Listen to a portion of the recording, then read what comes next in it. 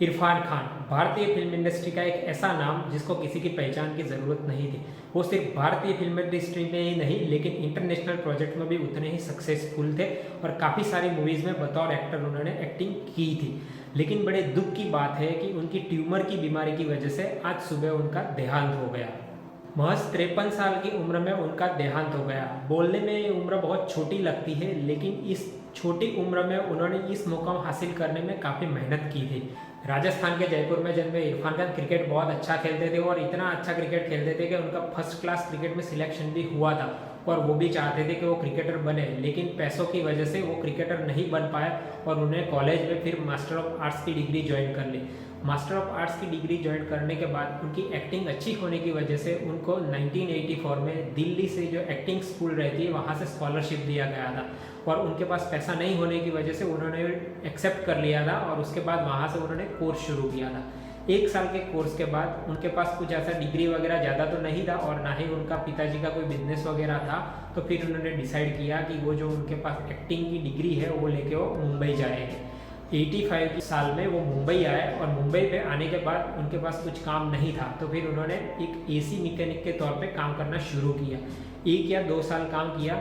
उनका एक इंटरव्यू में उन्होंने बताया था कि उनके उस दिनों के जो एसी मैकेनिक के काम में वो उस जमाने के सुपरस्टार राजेश खन्ना के घर पे भी एसी रिपेयरिंग करने के लिए गए हुए हैं। वो एसी मैकेनिक वगैरह का काम करके थोड़ी बहुत कमाई कर लेते थे और साथ में कहीं पे भी ऑडिशन वगैरह हो तो वहाँ ऑडिशन देने भी जाया करते थे। और इसी दौरान उनको 1986 में दूरदर्शन पे आती हुई एक कथा सागर करके सीरियल थी, उसमें एक छोटा सा रोल मिला था। वो रोल के बाद उनको धीरे धीरे छोटे छोटे और भी रोल मिलना शुरू हो गया। धीरे धीरे 90s के दौर में उनको छोटे मोटे रोल मिलने लगे थे, 10-15 मिनट के साइड रोल्स वगैरह मिलते थे। उसके बाद उनको 2000 के साल में आई कसूर मूवी में भी एक लॉयर का रोल मिला, उसके बाद धुंध मूवी में भी रोल मिला। तो धीरे धीरे उनकी एक्टिंग अच्छी होने की वजह से वो लोगों के साथ लाइमलाइट में आने लगे थे। उनको जो बतौर अच्छा ब्रेक मिला वो मिला था 2003 में आई हुई हासिल मूवी में। हासिल मूवी जिसमें जिमी शेरगिल और ऋषिता भट्ट मेन किरदार में थे और इरफान खान को एज ए नेगेटिव रोल में लिया गया था। इस मूवी में उन्होंने वो नेगेटिव रोल इतना बखूबी निभाया था कि उस नेगेटिव रोल के लिए उनको नेशनल अवार्ड मिल गया था। इस मूवी में इरफान खान का रोल इतना ज़बरदस्त था कि जिमी शेरगिल और ऋषिता भट्ट जैसे एक्टर होने के बावजूद भी उन सबको उन्होंने साइड कास्ट कर दिया था।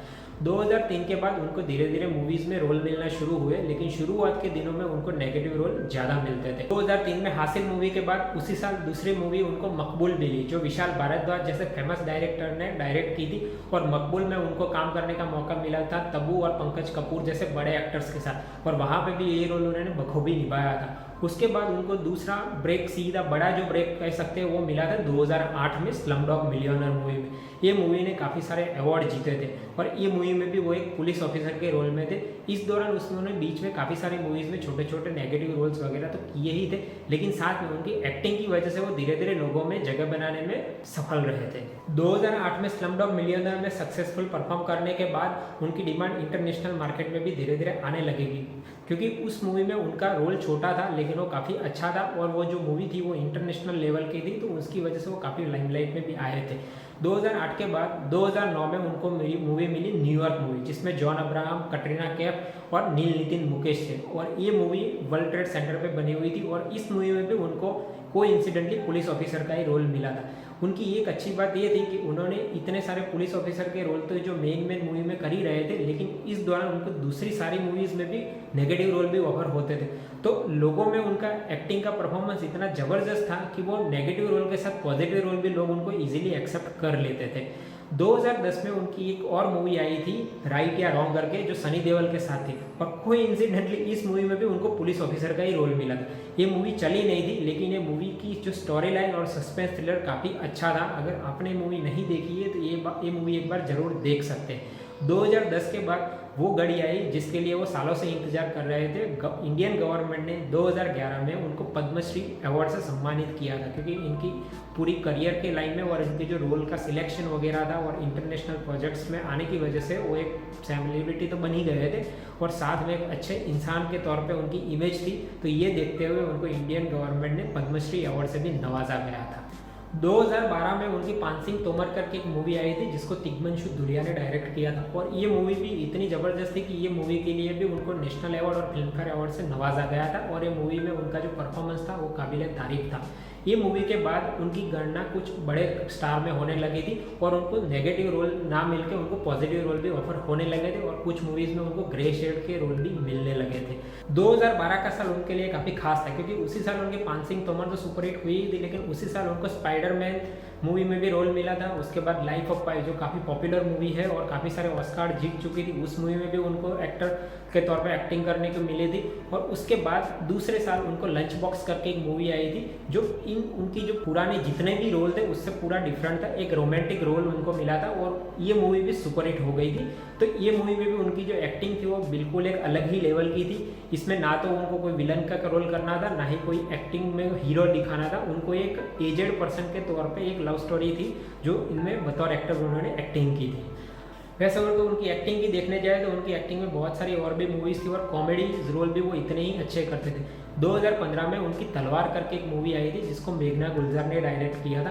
ये मूवी में भी उन्होंने अगेन फिर से पुलिस ऑफिसर का रोल किया था और एक ऑनेस्ट पुलिस ऑफिसर का रोल कैसा होता है वो उन्होंने बखूबी निभाया था। अगर ये मूवी भी आपने नहीं देखी है तो डेफिनेटली आप देख सकते हैं। ये मूवी दिल्ली में जो तलवार फैमिली के ऊपर जो इंसिडेंट हुआ था उसकी रियल स्टोरी के ऊपर से बनी थी और इसमें भी उन्होंने ज़बरदस्त रोल निभाया था। मतलब एक ऐसा रोल कि जो पुलिस ऑफिसर में याद रहे, उस तरीके का सस्पेंस रोल था इनका।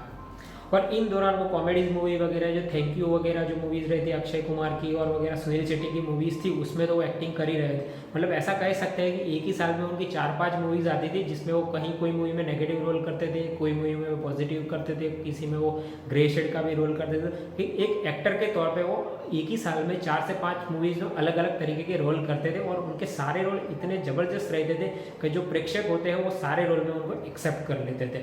2015 में अमिताभ बच्चन और दीपिका पादुकोणे के साथ उनकी पीकू करके मूवी आई थी जिसको सुजीत शेखर ने डायरेक्ट किया था और ये मूवी एक ज़बरदस्त थी और पूरे एक रोड ट्रिप पे बनी हुई थी और काफ़ी लाइट वेट हल्की फुल्की मूवी थी। उसके बाद 2017 में मूवी आई थी उनकी हिंदी मीडियम में एक मिडिल क्लास फैमिली होती है जिसको स्कूल में एडमिशन के लिए किस तरीके का काम करना पड़ता है वो सब इस मूवी में दिखाया था।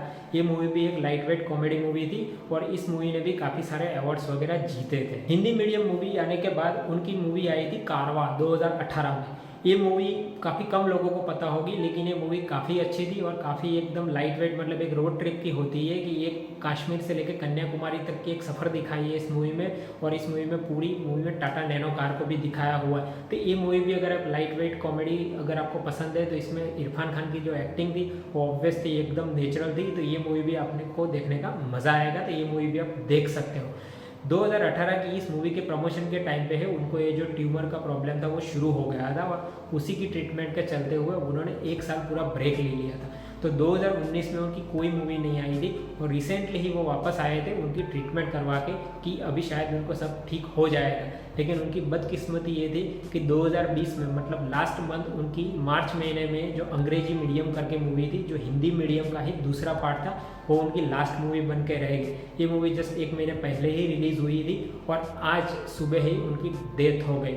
तो ऐसा बोल सकते हैं कि इंडियन फिल्म इंडस्ट्री में ये जो इरफान खान एक ऐसे एक्टर थे जिन्होंने comedy, suspense, thriller, police, negative, positive मतलब कोई भी रोल ऐसा नहीं था कि जो उनको सूट नहीं करता था और उन्होंने जितने भी रोल किए थे वो सारे काबिल तारीफ थे। और इसके लिए उन्होंने इतनी मूवीज़ में साइड कलाकार से करियर शुरू करके एक लीड कलाकार तक पहुंचना और इतने सारे अवार्ड जीतना कोई छोटी मोटी बात नहीं होती है। भारतीय फिल्म इंडस्ट्री में इरफान खान जैसे कलाकार बहुत कम है और उनकी जो खोट है वो हमेशा रहेगी। दूसरे वीडियोज़ में बहुत जल्द मिलेंगे, तब तक के लिए टेक केयर।